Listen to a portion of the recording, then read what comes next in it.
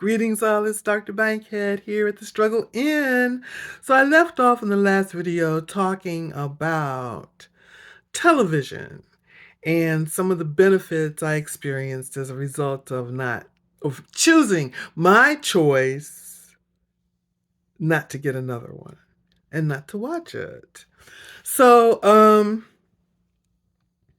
one of the things that I discovered as a result of not watching the television was just how brainwashed I was. And in recognizing that, uh, I was also very quite eager to find out what I was thinking, what my own thoughts were. And I wanted to get the thoughts that were mine separated from the thoughts that I had picked up from my television exposure. So, I wanted to know what was going on in my head. I wanted to know what I was thinking. And so I continued to choose to avoid the television as much as possible. And in doing so, I was able to scrutinize some of my thoughts. And when I say that your subconscious is running your life, I say that because you're not fully engaged in what's happening now.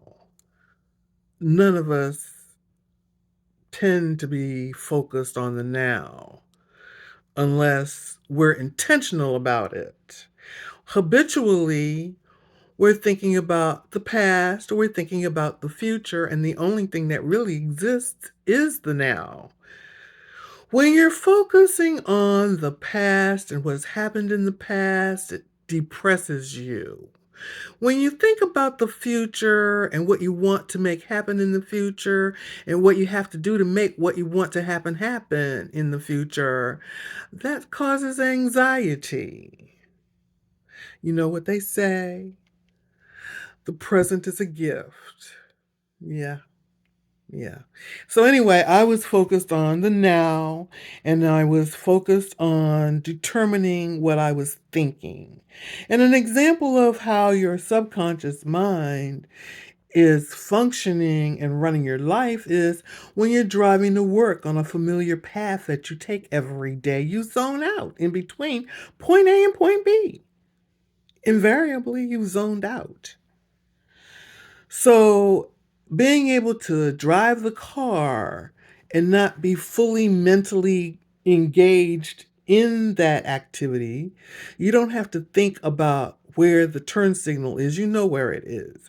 You don't have to think about uh, any of the functions that you're doing when you're driving. You doing it on autopilot. I had an experience once where I was driving and I was going from one large city to another large city, and it was about a 45-minute drive, and it was 11 o'clock at night. And uh, I remember leaving point A. I don't remember anything until I hit that grid on the road where your car goes. I woke up. I was driving. As a matter of fact, I think I was asleep.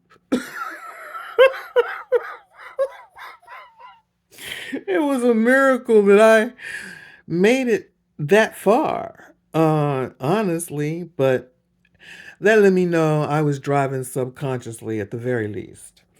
All right, so I did the work and I did the reflections, and about August, no. No, skipping ahead, wrong place. I want to go back to 2009. I was easing up. With 2005, there was no television.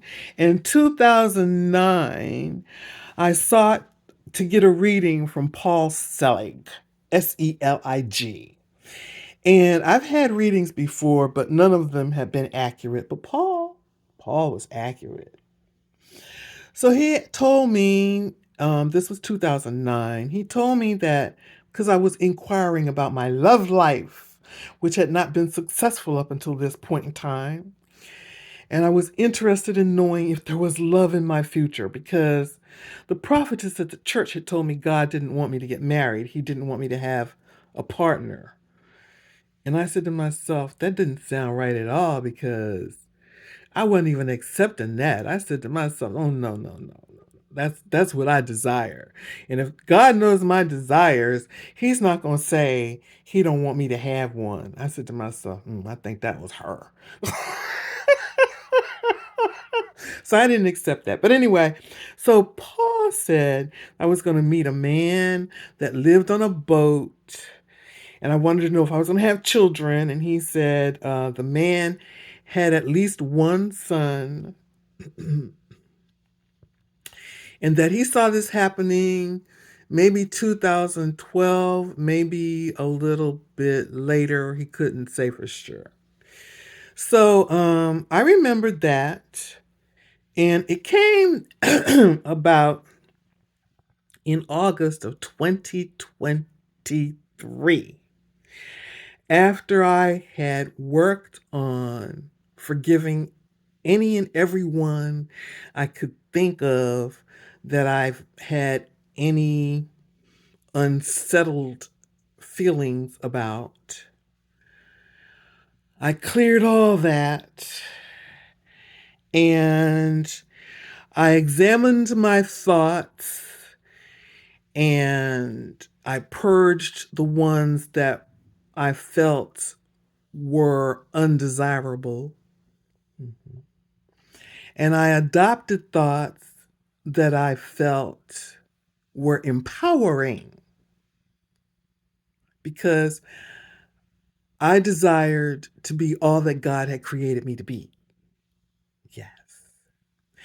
And I also prayed and I asked God to recreate me to be who I was before I experienced all the struggles that I had experienced, because I believed there's a scripture in the Bible that says when you're reprimanding your child, it says something about injuring their spirit. And I felt as though my spirit had been injured because I was a very, very happy baby. Very, very happy. All the time happy. Doing things to make people happy. But I was persecuted for 40 years. And I wasn't feeling that inner happiness anymore. And I wanted that back. I wanted what had been stolen from me. I wanted it back. So I did the work. I did the reflections. And I prayed that prayer. And I got that reading from Mr. Selig. And in 2014, I met a man named David. And I'm going to end right there. I'm grateful. I'm fully great. You have a great day. You're grateful. You're fully great. Stay fully great. Enjoy your day. Please like, share, comment, and come back and check me again soon. And also, would you please subscribe to my channel? I'd greatly appreciate it. Have a great day.